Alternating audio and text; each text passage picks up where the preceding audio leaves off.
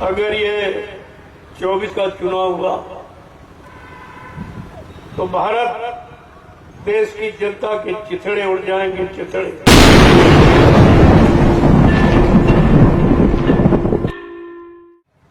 अभी तो कहा जा रहा पछताना पड़ेगा, अब आज से कह रहा हूं आपको रोना पड़ेगा।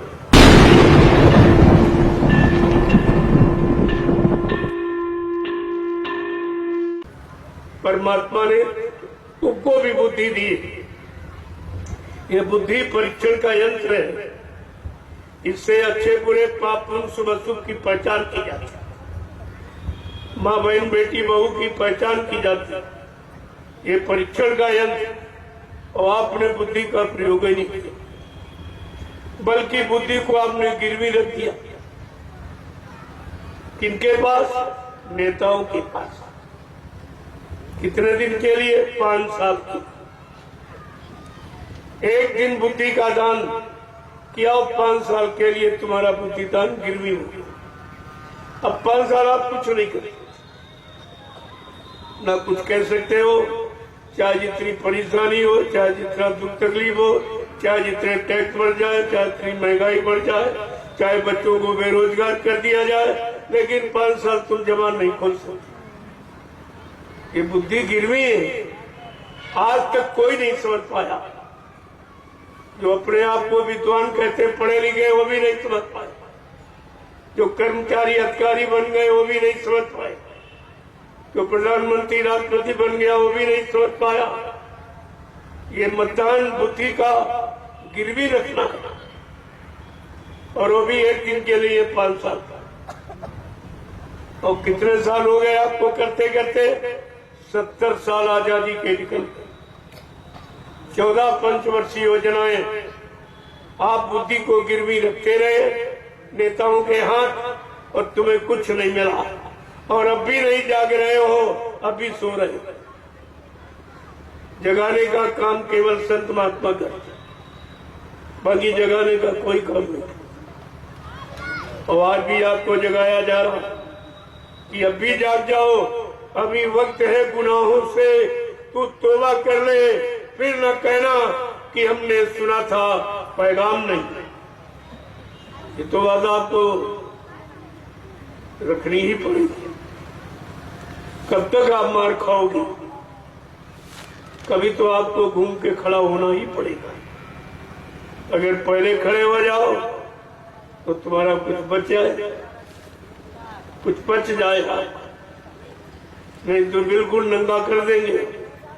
और तब तुम महात्माओं के पास आओगे तो महात्मा कहाँ से तुम्हारी मदद करे? कपड़े की व्यवस्था, रोटी की व्यवस्था, मकान की व्यवस्था, धंधे व्यापार की व्यवस्था, नौकरी चाकरी की व्यवस्था, खेती की व्यवस्था, कौन कौन सी व्यवस्था आपको है? इसलिए वो पहले से आपको जगा रहे हैं। अब भी जाग जाओ और अपनी बची पूंजी को बचा लो, न ये भी जाने वाली। सब तो चला गया, बचा कुछ। और सब कुछ खोने के बाद भी आपको जानकारी नहीं हो रही। बड़े आश्चर्य की बात तो ये है कि सब कुछ चला गया और तब भी नहीं जाग रहे, तब भी गफलत की नींद सो रहे आप। लेकिन महात्मा अपना कर्म कभी छोड़ दे, वो तो निरंतर धर्मोपदेश जो मानव समाज के हित के लिए है वो बराबर करते ही रहते। आने वाली मुसीबत आपत्तियों का इशारा वो करते ही रहते। तुम मानो न मानो, ये तुम्हारा काम उनका काम बता नहीं, और बता रहे हैं, समझो न समझो तुम्हारा काम।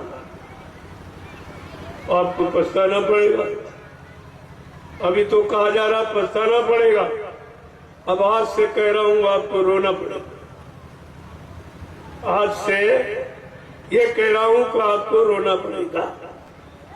ऐसी स्थिति बनती चली जा रही, और बनाने वालों ने सारा देश बेच दिया, कुछ नहीं बचा। इस भारत देश में कुछ बचा ही नहीं। ऐसा राजा कभी नहीं आया।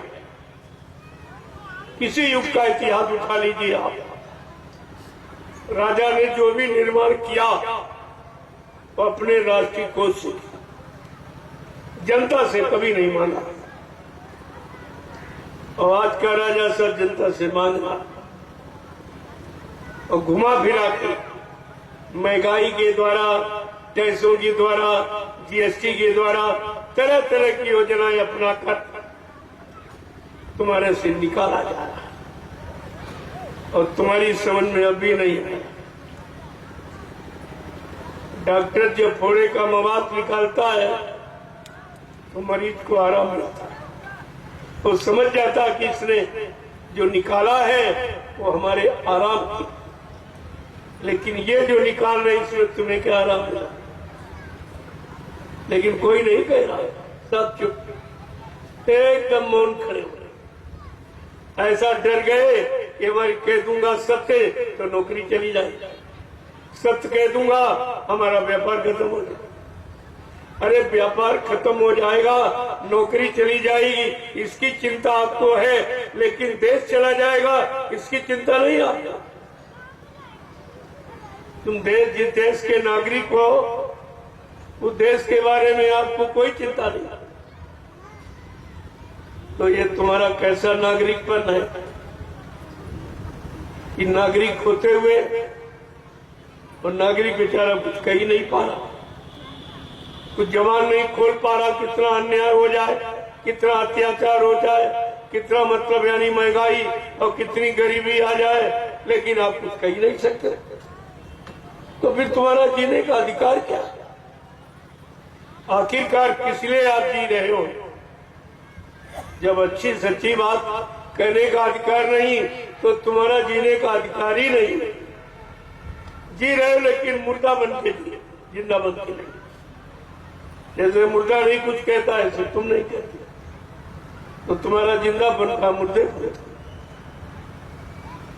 इसलिए अब भी जागो, चेतो, उसमें आ जाओ।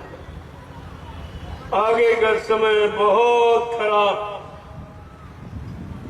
कि आपका जीना मुश्किल हो जाएगा। अगर ये 24 का चुनाव हुआ तो भारत देश की जनता के चिथड़े उड़ जाएंगे, चिथड़े। तुम्हारे पास तुम्हारा कुछ नहीं बचेगा, तुम्हारे लिए कुछ नहीं बचेगा, न शासन, न प्रशासन, न व्यवस्था, कुछ नहीं बचेगा। ये सब उसकी व्यवस्था बना दी लोगों, और विपक्ष में एकदम मौन बैठा, कुछ नहीं कर पा रहा। तो विपक्ष का मतलब क्या हुआ? विपक्ष इसीलिए रखा जाता है कि अगला कोई मनमानी न कर पाए, लेकिन विपक्ष चुप जाता। कारण क्या, इनको भी पहले मौका दिया गया, ये भी इन्होंने ये किया। तो जानते हैं कि हमने भी यही किया अपने शासन में, अपने प्रशासन में हमने यही किया। अब ये कर रहे तो इनको हम कैसे कहें? इस संकोच में ये सत्य को कह नहीं पा रहे, लेकिन परिणाम तो बुरा हो रहा। जनता के लिए सब तो बुरा ही बुरा दिखाई दे रहा है, सब दुख तकलीफ ही दिखाई दे रहे हैं, सब अत्याचार, अनाचार, भ्रष्टाचार, पापाचार, यही सब दिखाई दे रहा। तो इससे कौन सा लाभ मिलेगा?